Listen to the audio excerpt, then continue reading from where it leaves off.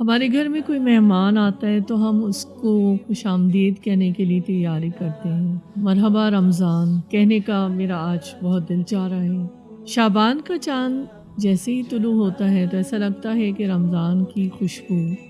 ہم تک پہنچ رہی ہے۔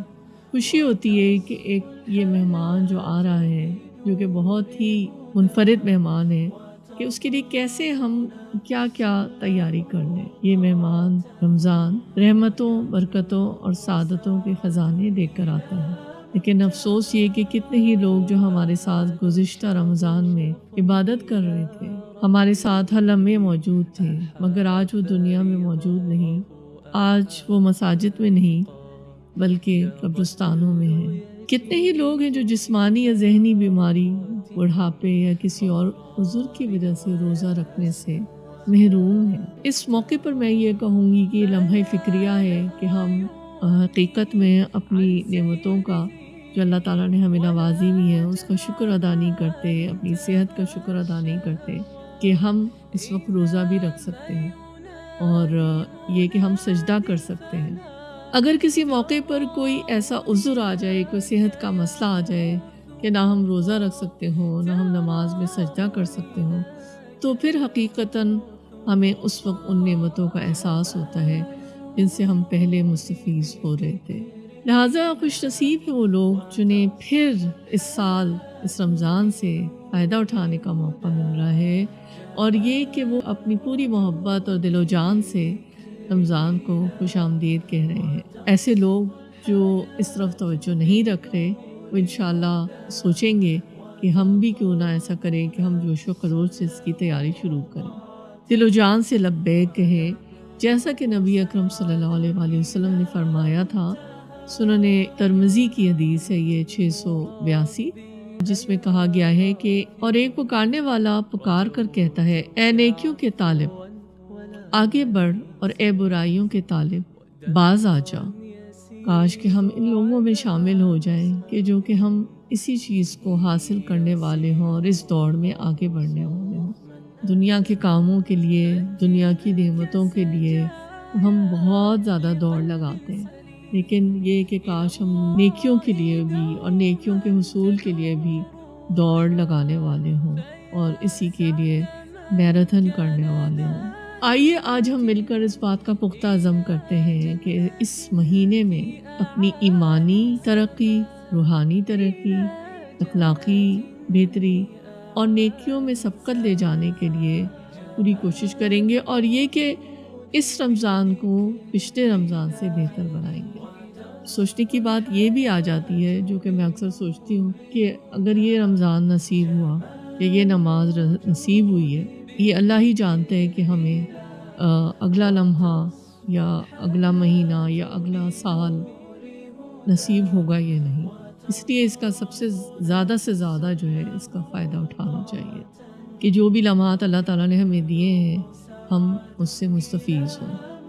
حدیث کے ذریعے سے اور بیشتر احادیث کے ذریعے سے یہ رہنمائی ملتی ہے۔ شعبان کا جو فرسٹ ہاف ہے اس میں آپ روزے رکھیں تاکہ آپ جسمانی اور روحانی طور پہ اس کے لیے تیار ہو جائیں، لیکن یہ کہا گیا ہے کہ جو اس کا سیکنڈ ہاف ہے اس میں آپ چھوڑ دیں، نہ رکھیں نفلی روزے، اس لیے کہ تاکہ آپ کا جو جسم ہے اس کی قوت بحال ہو چکے، اور جب رمضان آئے تو آپ پورے اپنے پوری تندرستی، توانائی اور قوت کے ساتھ جو ہے اپنے روزے رکھیں۔ اب یہ کہ اس کے لیے ہم کیا کریں، کیا کیا اور چیزیں کیا ہو سکتی ہیں، مطلب ایسے لیکچرز سنیں، آج کل تو میڈیا پہ سب کچھ موجود ہے۔ رمضان سے متعلق احکامات ہیں وہ تازہ ہو جائیں، جیسے کہ کمپیوٹر کوئی چیز اپنے آپ کو ریفریش کرتا ہے، یا کبھی کبھی ہمیں اپنی ڈیوائسز جو ہیں، ٹیبلٹس ہیں یا ڈفرینٹ چیزیں، اس کو ری اسٹارٹ کرنا پڑتا ہے، تو اس طرح سے ہم اپنے آپ کو ریفریش یا ری اسٹارٹ کر سکیں، اس کے آداب و شرائط کو بھی سمجھ سکیں۔ کہنے کو بات یہ مشکل لگتی ہوگی، لیکن ایسا نہیں ہو سکتا کہ کوئی بھی چیز ناممکن ہو، آخر ہم دنیاوی معاملات بھی تو ڈسکس کرتے ہیں، تو کیا یہ نہیں ہو سکتا کہ ہم پیار محبت سے جو لوگ پیرنٹس ہیں یا جو سبلنگز ہیں، جو آپ کی ورک انوائرمنٹ ہے، کبھی کسی وقت ہم تھوڑی سی بات اس کے متعلق کر سکیں کہ رمضان کے لیے ہم کچھ نہ کچھ ذہنی تیاری اپنی کریں. اب لوگوں تک بھی یہ مٹیریل پہنچائیے. آپ اچھی کوئی چیز پڑھتے ہیں میڈیا پہ، آپ اس کو فارورڈ کریں، اس کو شیئر کریں. آپ لوگوں کو، یہ میں سمجھتی ہوں کہ یہ بہترین تحفہ ہے جو آپ لوگوں کو رمضان سے پہلے دے سکتے ہیں. خواتین کے لیے اگر بات کی جائے، سلیقہ مند خواتین ہیں، وہ یقیناً اس کو کرتی ہوں گی. اور خیر زیادہ تر سلیقہ مندی ہوتی ہے. میں حسن ظن رکھوں گی کہ وہ اپنی چیزوں کو آرگنائز کریں. اور اگر کوئی گھر بکھرا ہوا ہے، چیزیں ٹھیک کرنی ہے، کوئی فلٹر ہے، اس طرح سے معاملات ہو رہے ہیں گڑبڑ، تو وہ جو ہے ان چیزوں کو آرگنائز کریں، نیٹ کریں، ٹھیک کریں، تاکہ آپ کا جو کانسنٹریشن ہے آپ کی رمضان کے وقت آپ کی وہیں پر ہی مرکوز ہو، اور آپ دوسری چیزوں میں اپنا وقت جو ہے وہ ضائع نہ کریں. اور اگر آپ ایسا کریں گے تو اسی طرح آپ جو ہے آپ کو قرآن مجید پڑھنے کے لیے، سننے کے لیے، دعاؤں کو پڑھنے کے لیے اور دعاؤں کی کتب وغیرہ سے استفادہ حاصل کرنے کے لیے، ورنہ آپ عجیب سے مطلب بکھرے بکھرے سے رہیں گے. اور آپ جو ہے وہ کہ میں ادھر دیکھوں یا ادھر دیکھوں، اور سارا سال تو اس میں گزرتا ہی ہے. تو کیوں نہ ہم اس 11 مہینے کو چھوڑ کر اس ایک مہینے کو جو ہے کم از کم، ویسے تو 11 مہینے بھی اسی طرح ہونے چاہیے، لیکن ہم اس قدر کمزور اور نالائق ہیں، ہم یہ نہیں کر پاتے. لیکن یہ کہ ہم کم از کم اس پورے عزم کے ساتھ کریں کہ ہمیں اللہ تعالیٰ سے اپنی بخشش کروانی ہے اور اس کی تیاری کریں. یہ ورکنگ ویمن کے لیے بھی اور مرد حضرات کے لیے بھی یہ ہوگا کہ وہ بھی اپنا جتنے بھی ورک ایکوپمنٹ ہے، اپنی فائلز ہیں، اس کو آرگنائز کریں، ڈی کلٹر کریں، تاکہ ورکنگ آورز بھی کم ہو جاتے ہیں، تاکہ وہ بہتر انداز میں اپنے روزہ کچھ نہیں کہتا میرے خیال میں، روزے میں اللہ تعالیٰ کو غیر معمولی انرجی دے دیتے ہیں. تو یہ کہ اور اس کے فوائد الگ ہیں، تو اس سے فائدہ اٹھا چکے ہیں. عید کے کپڑے بنانے ہیں، تیاری کرنی ہے. آپ کے جو ملازمین ہیں، آپ کا ڈومیسٹک سٹاف ہے، آپ کے زیر کفالت افراد ہیں، آپ کے بزرگ ہیں، آپ کے بچے ہیں، دوست رشتہ دار، ان کے لیے جو عید کے تحائف وغیرہ آپ کو لینے، وہ آپ پہلے سے خریداری کر لیں، کپڑے بنا لیں. ایک ٹرم ہے، میں اس کو استعمال نہیں کرنا چاہوں گی، لیکن بچپن سے سنتے آ رہے ہیں، چاند رات. تو وہ اس کو نہ استعمال کریں، کیونکہ وہ بھی بڑی ایک بابرکت رات ہوتی ہے، اور اس میں سوائے جو ہے میرے خیال میں خرافات کے اور کچھ بھی نہیں ہوتا. صدقہ اور خیرات کے لیے جو پیسوں کا جو رقم کا حساب، ضروری چیزیں وہ سب الگ کر لیں، کس کو کتنا کیا کب دینا ہے. اور دوسری نصیحت جو ایک میری اور بزرگ نے ہمیشہ مجھے کی، اور ہر سال ہی وہ یاد دہانی بھی کرا دیتی ہے، کہ زکوٰۃ کا جو سسٹم ہے، رمضان میں آپ زکوٰۃ دے رہے ہیں، تو اگر حالانکہ یہ ایک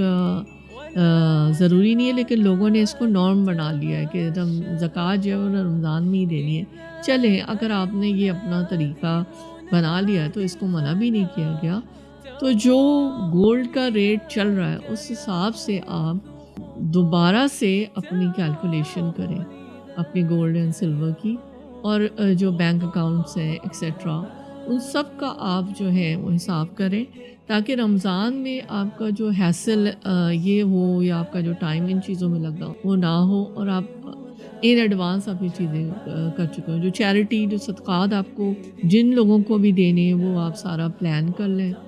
اور کاش میں اس پہ سب سے پہلے ہوں انشاءاللہ، اللہ کرے، تاکہ آپ کو پتہ ہو کہ یہ چیزیں میری جو ہے وہ طے ہو چکی. اچھا، روزمرہ کے کاموں کی اگر تھوڑی سی فہرست بنا لیں، کہ جیسے کہ الحمدللہ قرآن مجید کی تلاوت ہوتی ہے، کچھ لوگ حفظ بھی کرتے ہیں، نوافل، ذکر، دعا، تو اس کی ٹائمنگ کی تھوڑی سی پلاننگ ہو جائے. فجر ہوتی ہے، فجر سے لے کر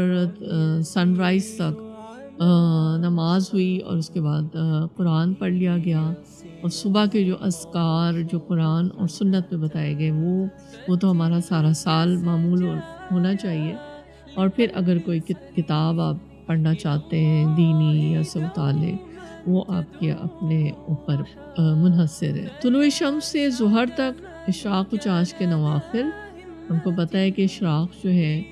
2 نفل پڑھنے کا بھی جو ثواب ہے وہ عمرے کے برابر ہے۔ اور کیوں نہ رمضان میں اس کو، یہ تو کئی ڈگری اس کا میگنیٹیوڈ بہت زیادہ ہو جاتا ہے نوافل کا،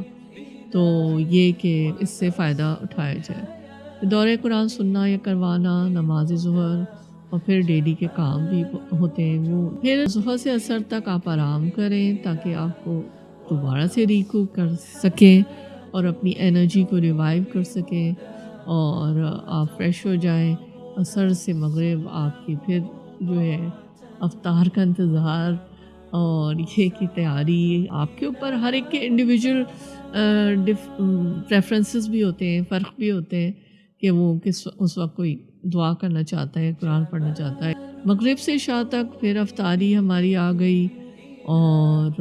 نماز مغرب فوراً، اس میں دیر نہ کریں۔ یہ ہم سے ذرا ہو جاتا ہے کہ افطاری اور اس میں جو ہے ساری توجہ رول سموسوں تک محدود ہوتی ہے اور کھانے تک، اور جو ہے نماز مغرب جو پتہ نہیں کدھر جا رہی ہوتی ہے، تو وہ بھی ایک اچھی بات نہیں کہ اس وقت ہم بالکل ہی جو ہے نا وہ تھوڑے سے ہو جاتے ہیں، ظاہر ہے ہم انسان ہیں، کمزور ہیں، بے بس ہو جاتے ہیں۔ یہ تھوڑا سا ہم انشاءاللہ اس دفعہ زیادہ ہم سب خیال رکھیں گے، اور ہم کو فکر ہو تو ہم اتنے زیادہ فلوئڈس لے لیں۔ بینگ اے ڈاکٹر بھی میں کہوں گی کہ بہت زیادہ فلوئڈس، بہت زیادہ کھانا،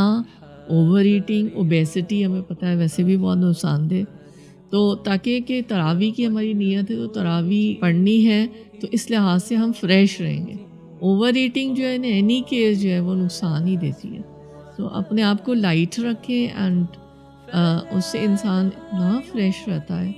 اور پانی بھی، پانی، لیکوڈ، شگری لیکوڈز، یہ سب جو ہے بہت نقصان کرتے ہیں، آپ کو صرف ڈراؤزی کریں گے، اوپر سے کیلوریز آپ کی زیادہ اور صحت خراب، تو جو اصل روزے کا فائدہ ہے وہ تو حاصل ہو نہیں سکے گا۔ عشاء کی نماز عشاء و تراویح احادیث سے ثابت ہے کہ یہ قیام اللیل میں بھی آ جاتا ہے، تو یہ بہت بڑی خوشخبری ہے ہمارے لیے کہ یہ نماز تہجد کی طرح اس کا اگر ہمیں اجر ملتا ہے، اور یہ رمضان کے مہینے میں مطلب ظاہر ہے یہ پڑھی جاتی ہے، ہم اسی کی بات کر رہے ہیں، تو پھر یہ کہ پڑھیں تو بہت اچھا ہے، اور جو سکون آپ کو حاصل ہوگا وہ اس کا کوئی بدل نہیں۔ رات کا ایک حصہ آرام، اور یہ کہ سحری سے قبل پھر نوافل استغفار، چاہے آپ 2 نفل ہی پڑھ لیں، یا ایک اسکالر جو ہے انہوں نے اپنی کتاب میں یہ لکھا ہے کہ چاہے آپ سجدے ہی کر لیں، لیکن یہ آپ عادت ڈال لیں کہ سحری سے پہلے اب ضرور جو ہے یہ کام کر لیں، آپ دیکھیں آپ کو کتنا سکون حاصل ہوگا۔ اور پھر یہ کہ اگر ذرا بھی جیسے شیطان تو لگا ہوا ہے ہمارے ساتھ، وہ ہمیں سستی دلائے، تو ہم یہ سوچیں کہ یہ گنتی کے صرف چند دن ہی تو ہے، تو ہم اس سے فائدہ کیوں نہ اٹھائیں، کیوں نہ ہم اس کا جو ہے زیادہ سے زیادہ وقت جو ہے وہ فائدہ اٹھائیں۔ تو یہ ایسی کوئی چیز نہیں ہوتی جیسے کہ اگر کوئی بات کر رہا ہو کہ ہمیں بڑی اچھی اپرچونٹی ہے، ہمیں انویسٹ کرنا ہے اور یہ انویسٹمنٹ پہ بڑا اچھا پروفٹ ہمیں ملے گا، تو ہم اس چیز کو یہ سوچیں نا کہ یہ وقت ہے، ہمیں اگر ہم اپنی انویسٹمنٹ کریں گے تو ہمیں اس میں صرف پروفٹ ہی پروفٹ ہے اور لاس کا کوئی چانس نہیں۔ پھر پرسنل چیزیں بہت زیادہ جو ہے اپنی کبرڈز میں گھس کر اپنا ٹائم ویسٹ کرنا، اور اس کے بعد جو ہے وہ یا تو کہیں آؤٹنگ پہ نکل جاتا ہے، یا ٹی وی کھل جاتا ہے، یا میڈیا کے ساتھ کھیل کود ہو رہا ہوتا ہے، یا گپ شپ ہو رہی ہوتی ہے فون پہ یا آپس میں، اور ایک عجیب جو ہے پارٹی کا ماحول ہوتا ہے۔ لیکن میرے خیال میں رمضان میں جو ہے وہ آئی تھنک اگر ہم ان چیزوں سے دور رہیں، کیونکہ قرآن میں سورہ لقمان میں ہی اللہ تعالیٰ نے فرمایا ہے، لہو الحدیث کا ٹرم یوز کیا گیا ہے، اور لہو الحدیث کا مطلب یہ جو تفاسیر کے ذریعے سے ہمیں پتہ چلتا ہے کہ ہر وہ فضول اور عبث کام جو کہ اب بیکار ہو، تو اگر ہم ان چیزوں سے دور رہیں گے تو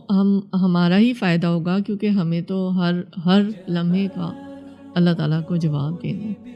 تو کاش کہ میں اور آپ اللہ تعالیٰ سے صحیح جو ہے وہ اپنی مغفرت کروانے والوں میں اپنا نام لکھوا لیں، اور اس رمضان کا حق ادا کریں، اور صحیح معنوں میں اس کا فائدہ جو ہے وہ حاصل کر سکیں۔ وما علینا الا البلاغ۔